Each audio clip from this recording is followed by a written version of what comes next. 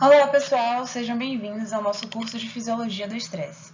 Hoje, no módulo 2, item 7, iremos abordar sobre o estresse térmico.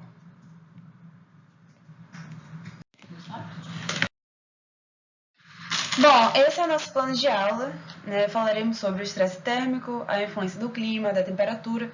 Mais para frente veremos sobre os efeitos desse estresse e quais as medidas para reduzir ou saná-lo. Bom, mas o que seria esse estresse térmico, né? Ele é uma condição fisiológica induzida nas plantas quando estão submetidas a temperaturas excessivas, nas quais seus efeitos eles são negativos e acabam desencadeando significativas perdas na produção. Vale ressaltar que elas se intensificam com o déficit hídrico. Sendo assim, podemos considerar que a temperatura foliar alta somada ao déficit hídrico vai acabar desencadeando um estresse térmico. Mas assim, qual seria a influência do clima nisso, né? Algumas situações, como elevadas temperaturas e o déficit hídrico, eles são desencadeados pelas instabilidades climáticas, que por sinal vem aumentando, né, com muita frequência. E isso ele pode implicar na limitação do crescimento, do desenvolvimento e da produtividade da planta. A temperatura ela também influencia diretamente na maioria dos processos da planta, né? Dentre eles a transpiração, a respiração, a fotossíntese e a germinação. E a depender da planta e da situação em que ela se encontra, a temperatura ela pode influenciar na transição do crescimento folhoso para a floração, retardando ou acelerando, né? Afetando assim o metabolismo da planta.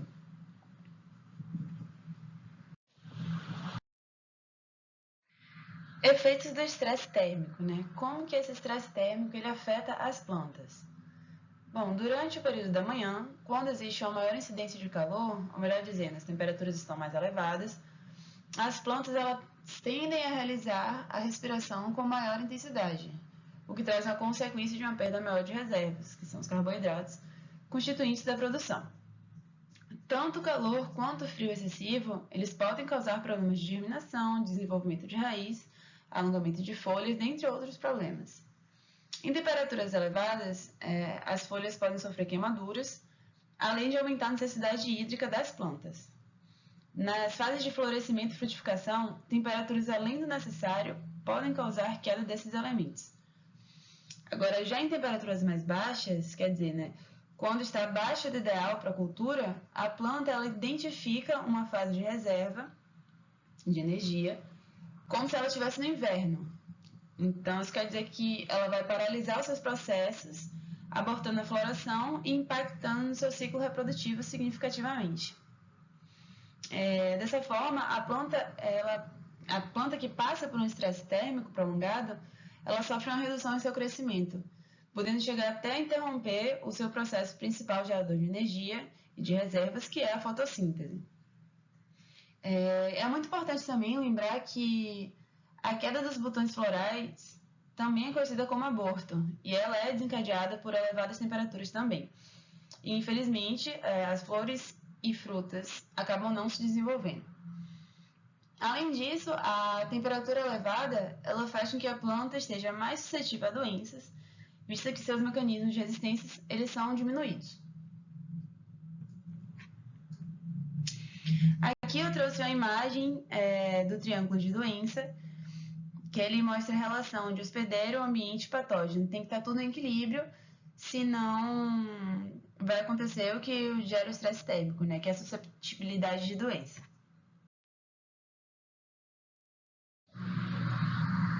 Aqui eu trouxe um quadro, né, onde mostra os estágios de desenvolvimento e os possíveis danos causados pelo esse estresse térmico. Então, assim, na fase inicial, esse estresse térmico ele vai cessar o processo germinativo e, assim, atrasar o processo de emergência das plântulas. Já na fase de desenvolvimento vegetativo, vai acabar prejudicando a clorofila, a percepção luminosa, o metabolismo do carbono e a translocação de fotoassimilados também. Já na fase reprodutiva, vai causar um desbalanço nutricional, a inativação do sistema de defesa e também a produção de radicais livres.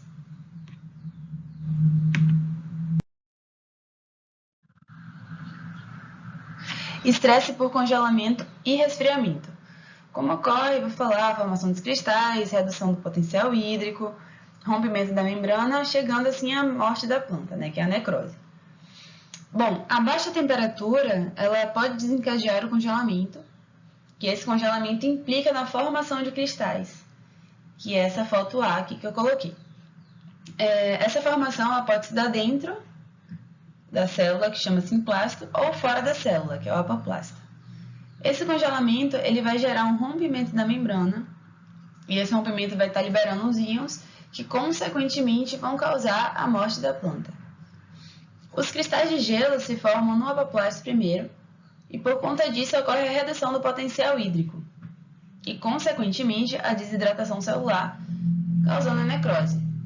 Em locais com temperaturas muito baixas, pode causar danos na membrana plasmática por congelamento, além de afetar também o transporte de substância da célula, virando um problema irreversível.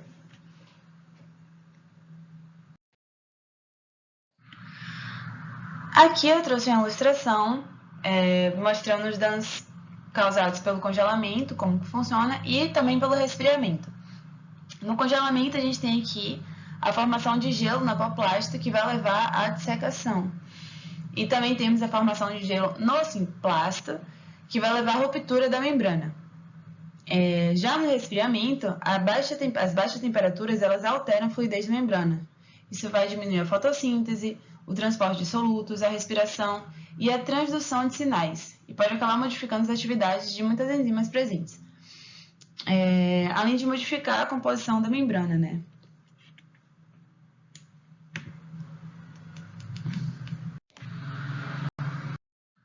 Falando um pouco sobre o manejo do estresse, como podemos amenizar os efeitos desse estresse, né? Bom, as medidas para amenizar tais efeitos precisam ser tomadas antes mesmo do plantio. Iniciativas com relação ao manejo de solos, através de aplicação de compostos orgânicos e corretivos, assim como a manutenção da disponibilidade de água, são medidas indicadas, além da recuperação daqueles solos que estão muito compactados e tendem a dificultar o crescimento vertical das raízes, impedindo assim que a planta se mantenha hidratada, dando seguimento ao seu murchamento. Isso inclui a recuperação do solo, a utilização de aminoácidos como nutrientes, auxilia a planta na construção de mecanismos morfofisiológicos de proteção contra esse estresse. A cobertura vegetal morta, ela serve para refrescar o solo e reduzindo assim as chances de ocorrência desse estresse. Além de programas de melhoramento genético, né, para as sementes, as culturas que serão utilizadas.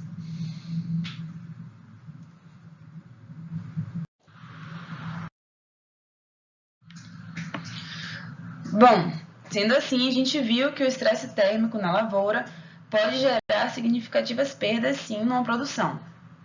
Então, o que foi abordado nessa aula, né, o resumo da aula?